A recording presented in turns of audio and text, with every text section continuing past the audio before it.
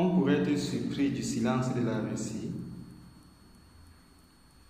devant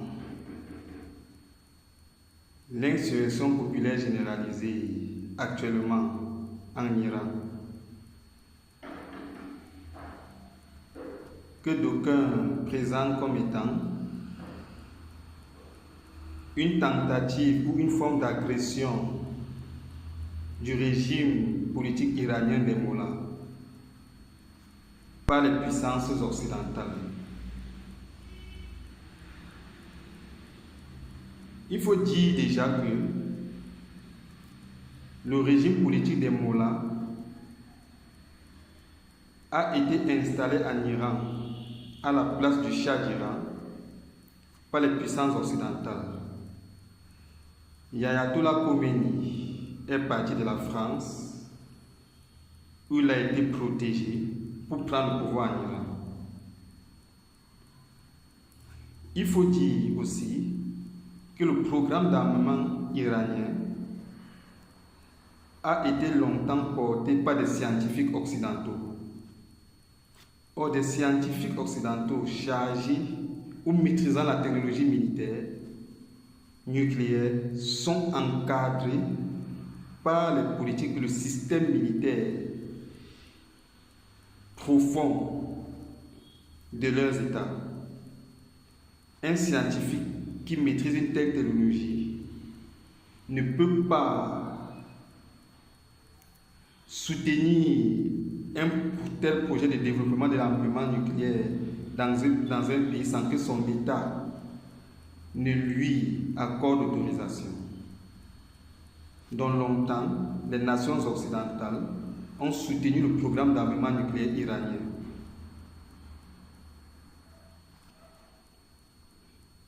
Le régime iranien des mollahs est une organisation terroriste, matrice des autres organisations terroristes au Proche-Orient, et qui, comme toute organisation terroriste islamique, en vue de séduire l'opinion publique arabe, se présente comme étant anti-occidentale. Al-Qaïda disait aussi être contre le monde occidental, mais par ses actes terroristes, encadrés par la CIA, visait à justifier la présence militaire occidentale au Proche-Orient. Boko Haram dans le Sahel dit aussi être opposé au monde occidental. D'ailleurs, le terme veut dire l'école occidentale est un péché. Mais c'est un mercenariat dans la région du lac Tchad, à la solde des puissances occidentales. C'est ce que l'Iran fait aussi lorsque l'Iran des mollahs dit être opposé au monde occidental. Ce n'est que de la poudre aux yeux. L'Iran parraine des groupes terroristes tels que l'État islamique qui protège les intérêts pétroliers occidentaux et états-uniens en Irak et à l'est de la Syrie. Groupes terroristes qui vont s'afficher comme étant aussi opposés au monde occidental. Mais lorsqu'on regarde la proximité géographique ou la concordance géographique entre les bases militaires états-uniennes dans la vallée du Tigre et du L'Euphrate, en Irak et à l'est de la Syrie, et la sphère d'influence de l'État islamique, on comprend tout. Ce sont les bases militaires états-uniennes qui approvisionnent en armes et en stupéfiants ces mouvements terroristes. L'anti-sionisme arabe est une sous-traitance arabe de l'antisémitisme pérenne occidental, de l'antisémitisme politique historiquement pérenne occidental. Les politiques occidentales ont historiquement toujours été antisémites.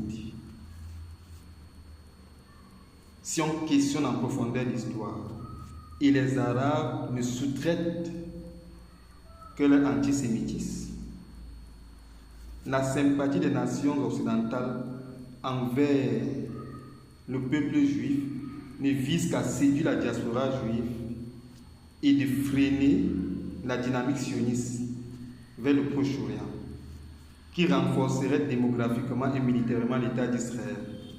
Pendant ce temps, des mouvements terroristes, des attaques terroristes sans cesse contre l'État d'Israël par les nations arabes viseraient à décourager des Juifs d'émigrer vers ces territoires. Voilà le sens de l'antisionisme arabe. L'antisionisme arabe s'inscrit dans la défense des intérêts stratégiques occidentaux. Alors, la Russie qui le sait se contente d'une coopération diplomatique superficielle avec l'Iran en vue d'une présence diplomatique au Proche-Orient, c'est tout. Sinon, la Russie pratique une diplomatie en miroir. Il renvoie vers ses partenaires stratégiques que le reflet de leur propre diplomatie. Alors quand l'Iran pratique une diplomatie de duplicité envers la Russie ou en coopérant avec le monde occidental, la Russie le laissera face à ses propres contradictions. Alors l'Iran est en train d'être des mollahs, est en train d'être détruit, parce que c'est le régime des mollahs qui est détruit, ce n'est pas l'État iranien, par une révolution sociale iranienne soutenue par l'État d'Israël. Et l'antisémitisme ou l'antisionisme iranien allant dans le sens des intérêts occidentaux, s'inscrivant dans la défense des intérêts économiques occidentaux, la Russie ne s'y mêlera pas.